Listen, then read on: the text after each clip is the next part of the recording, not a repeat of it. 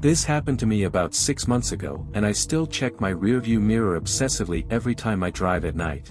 Sometimes I catch myself holding my breath when a car gets too close behind me. My therapist says it's PTSD. I just call it being careful now that I work as a medical records clerk at a hospital about 40 minutes from my apartment. The pay isn't great, but it's steady work, or at least it was, before I requested a transfer to day shifts only. Most days I'd been on the early shift, but that particular week in October, I'd been covering the late shift for a coworker who was out sick. By Thursday night, I was exhausted, the kind of tired where you're running on autopilot. My shift ended at 11 p.m., which meant I didn't leave the parking garage until almost 11:20 after finishing up some paperwork I should have left for the morning. The hospital is located in a decent area, but the drive home takes me through some pretty empty stretches of road, mostly industrial parks and warehouses that are completely dead after dark. I'd done the drive dozens of times before and never had any issues. That was my first mistake, getting comfortable. That night, I pulled out of the parking garage and merged onto Highway 47 heading east. Traffic was light, just a few scattered cars here and there. I had my playlist going, some podcast about unsolved mysteries playing in the background. I wasn't really paying attention to anything in particular. That I was thinking about whether I had any food at home or if I'd have to stop somewhere. About 10 minutes into the drive, I noticed a car pull onto the highway from an on-ramp behind me. That it was a dark sedan, maybe a Honda or Toyota, hard to tell in the darkness. That it settled into the lane behind me, maybe 3 car lengths back. I didn't think anything of it at first. It's a highway, people drive on it, but then something changed. I can't even tell you what made me notice. Maybe some primal instinct, some part of my brain that's still wired for survival. Every time I would switch lanes to pass someone, the car would switch lanes too. When I moved back to the right lane, it moved back, always maintaining that same distance, exactly 3 car lengths. A cold feeling started creeping up my spine. That I told myself I was being paranoid. That it's a straight highway. Of course we're taking the same route. But my hands had already tightened on the steering wheel. Then I reached my exit, a pretty random one that doesn't get much traffic, especially at that hour. That I put on my signal, my heart beating just a little faster than normal, and merged onto the off-ramp. The car behind me signaled too and followed me off the highway. That cold feeling turned to ice. My heart wasn't just beating faster now, it was hammering against my ribs. The exit ramp curved down to a stoplight at the intersection of Route 73. I was the only car at the light. That I watched in my rearview mirror, hardly breathing, as the sedan rolled up behind me and stopped. In that moment, sitting at that red light, I could see my own eyes in the rearview mirror. They looked scared. That I didn't recognize myself. The light turned green. That I continued straight on Route 73, which is a 2-lane road that winds through a residential area before connecting to the main road near my apartment complex. The sedan stayed behind me, still maintaining that same 3-car length distance, like it was tied to me by an invisible rope. Okay, I thought, maybe they live in this area too. It's probably just a coincidence. But even as I thought it, I didn't believe it. Something in my gut, something that felt like a fist clenching, told me this was wrong, but I needed to be absolutely sure. So I decided to test it. Instead of taking my usual left turn onto Meadowbrook Drive, I continued straight. The road I was on would eventually loop around to the same place, just the long way. That I wanted to see if the car would continue following me on this unusual route. It did. My stomach dropped. I made a random right turn onto a street I'd never been down before. It was a quiet suburban road, lined with houses that all had their lights off. No other cars, no people, just me and whoever was behind me. The sedan turned too. My hands were gripping the steering wheel so hard my knuckles were white. I could feel sweat forming on the back of my neck despite the cold October air blasting from my AC. My mouth had gone completely dry. I needed to be absolutely sure, so I did something deliberate. That I made 4 turns, right,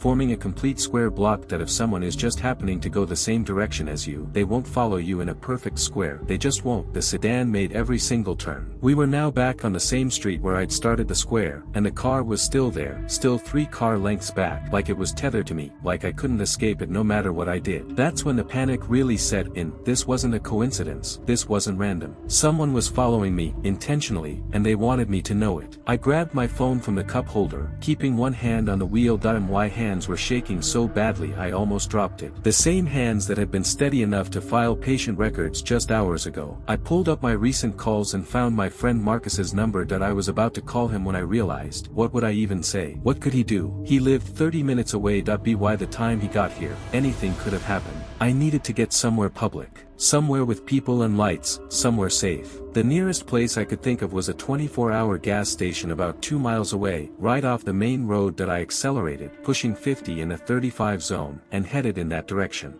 I didn't care about speed limits, that I didn't care about anything except getting away. The sedan accelerated too, matching my speed exactly. They were still with me that I pulled into the gas station, my tires squealing slightly as I turned in too fast. The place was lit up like a beacon, fluorescent lights flooding the parking lot, bright and harsh and beautiful. There was one other car parked near the air pump, and through the windows I could see the clerk inside at the register. Real people. Safety. I parked directly in front of the entrance, under the brightest light, and put the car in park but kept the engine running.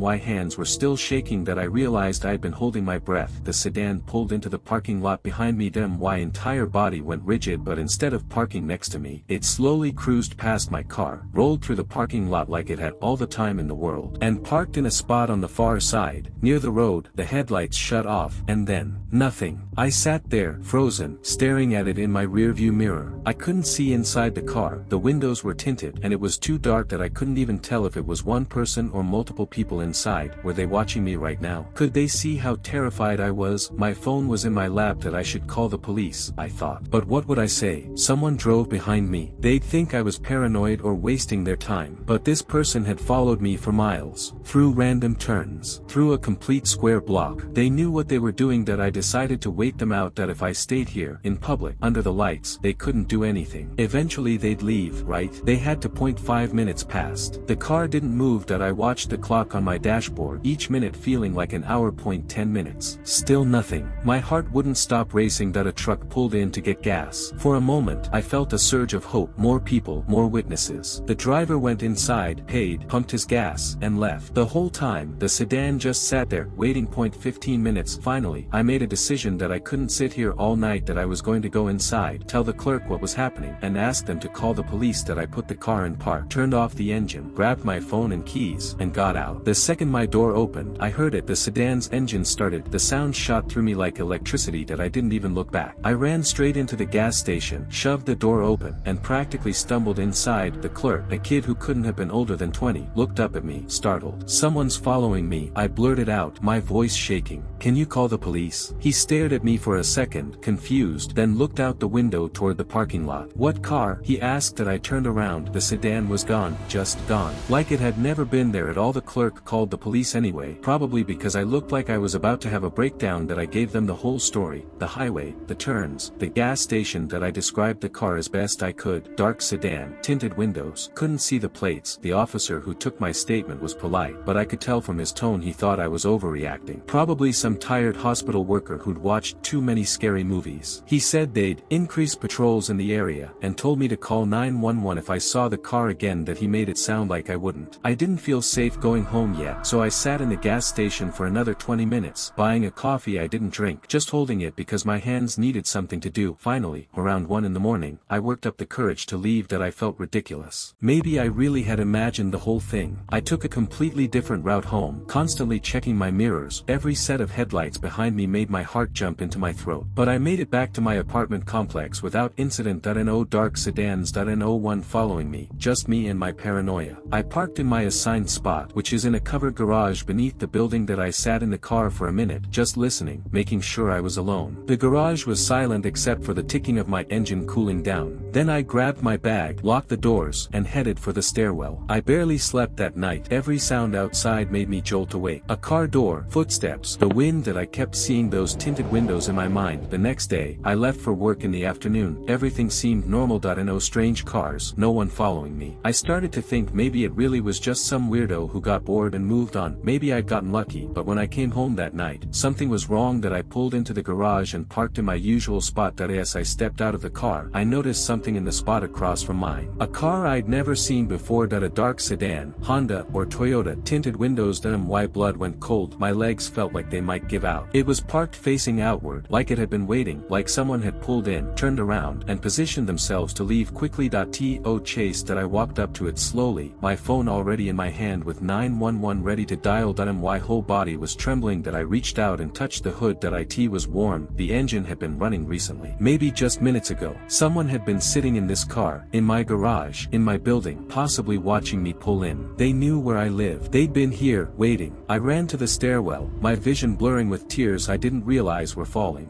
I didn't stop running until I was inside my apartment with every lock turned and a chair wedged against the door. I never felt safe there again.